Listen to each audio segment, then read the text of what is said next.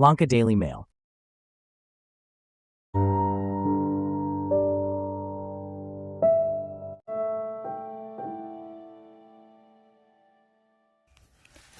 තිමිර විනිවිද මාව් කියන්නේ මගේ පළවෙනි පරිවර්තන කෘතිය.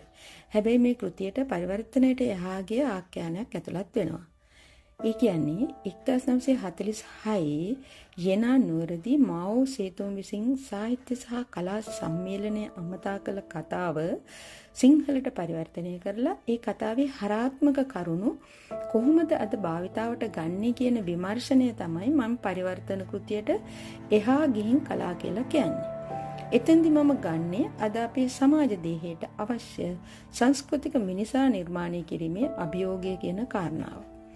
එදා සහ අද කාලාන්තර දෙකක්. ඒ වගේම එදා කොමියුනිස්ට් පක්ෂය අවිගත් විප්ලවයක් කරලා ලබාගත් බලයක් මත ඉඳගෙන තමයි මාව කතා කළේ. හැබැයි අද අපේ ජනතාව ලබාගත් ජයග්‍රහණය හඳුන්වන්න පුළුවන් ප්‍රජාතන්ත්‍රවාදී රාමුවක් ඇතුලේ දේශපාලන සංස්කෘතියේ කරන ලද තීරණාත්මක වෙනසක් විදියට.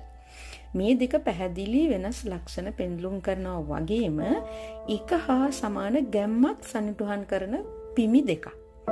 හැබැයි මේ අවස්ථා දෙකේම පැන නගුණු පොදු අවශ්‍යතාවයක් තමයි ආණ්ඩු බලය සමගම පොදු මහජනතාවගේ චින්තනමය වෙනස සාක්ෂාත් කර ගැනීම සඳහා අවශ්‍යයි කියන තීරණාත්මක අභියෝගය. සංස්කෘතික මිනිසෙකු නිර්මාණය විය යුතුයි කියන්නේ අන්න ඒක නිසයි.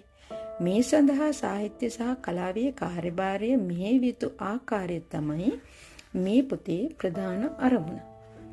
මාओවාදී කියන්නේ ඕනෑම දේශපාලන දර්ශනයක විශ්ව සම්මත කරුණු යම් සන්දර්භයකට ගලපා ගැනීමට. එහෙමනම් එදා මාओ අදහස් කළ නිර්ධන පන්තිය වෙනුවට මේ පොතේ සාහිත්‍ය සහ කලාව පිහිටවන්නේ සමස්ත මනුස්ස సంతානය තුළ එකසේ වැඩ කරන පීඩනය කියන කාරණාවට.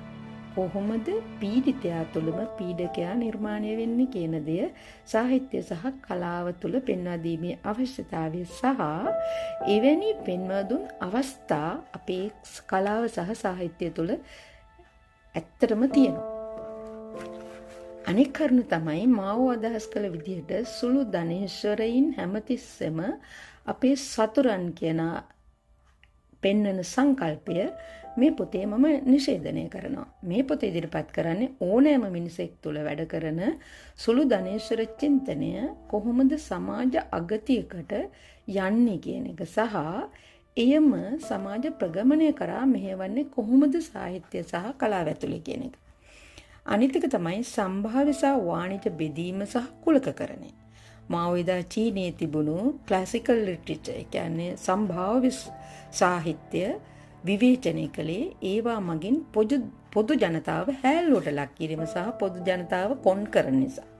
මෙන්න මේ කරුණ අද අපේ කලාව සහ සාහිත්‍ය ඇතුලේ හොඳට වැඩ කරනවා. එය මගහැරීම සංස්කෘතික මිනිසා වෙනුවට බෙදීම් ඉක්මතු වීමට බලපාන බව නිර්මාණකරුවන් තේරුම් ගැනීමේ අවශ්‍යතාවයක් තියෙනවා. ආඛ්‍යාන සඳහා පොදු ජනතාවගෙන් ඉගෙන ගැනීම ඇත්තටම අවශ්‍යයි. පොදු ජන ආවේග තේරුම් ගැනීම සඳහා ඔවුන්ව සමීපව ඇසුරු කිරීම සහ ඔවුන්ගේ හදවතට කතා කිරීම සඳහා ඔවුන්ගේ භාෂාව සාහිත්‍ය සහ කලාව සඳහා ඓන්ද්‍රීයව යොදා ගැනීමේ අවශ්‍යතාවයක් තියෙනවා. නිර්මාණ සඳහා අමුද්‍රව්‍ය ලෙස පොදු ජනතාවගේ සැබෑ ජීවිතවලින් ඉගෙන ගැනීම සහ පර්යේෂණ කිරීම මෙන්ම පොදු ජන ආවේග තේරුම් ගැනීමට ඔවුන්ව සමීපව ඇසුරු කිරීම සහ ඔවුන්ගේ හදවතට කතා කිරීමට හැකි වෙනවා. අනිත් එක තමයි සාහිත්‍ය සහ කලා විචාරය කොච්චර දුරට නිර්මාණකරුවාගේ අභිලාෂය මුදුන් පමුණුවීම වගේම ඒන් සමාජ දේහයට වන බලපෑම පිළිබඳව ඇත්තටම නිදහස්ව අදහස් ප්‍රකාශ කිරීමේ අවශ්‍යතාවය. සාහිත්‍ය සහ කලා විචාරකයන් විසින් සිදු කළ යුතුයි ඇත්ත වශයෙන්ම මේ කෘතිය තුළ ඒක කතා කරනවා උදාහරණ සහිතව. නිර්මාණය කරන වගේම නිර්මාණ විචාරය සාහිත්‍ය සහ කලාවේ ප්‍රමිතීන් උසස් කිරීමට යොදාගත හැක්කේ එවැනි නිදහස් විචාරකරණයකින් පමණක් බව මේ කෘතිය සැබවින්ම අවධාරණය කරනවා. ඉතින් මම හිතනවා මේ කෘතිය මේ කතිකාවත ඉදිරියට ගැනීම සඳහා මිස කළ යුතු දේ අහවල් දෙයයි කියලා නිර්දේශයක් නම් ඉදිරිපත් කරන්නේ නැහැ.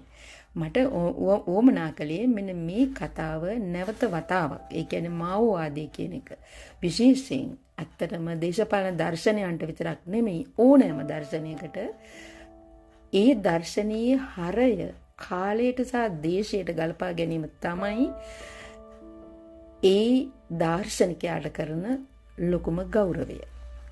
ස්තුතියි.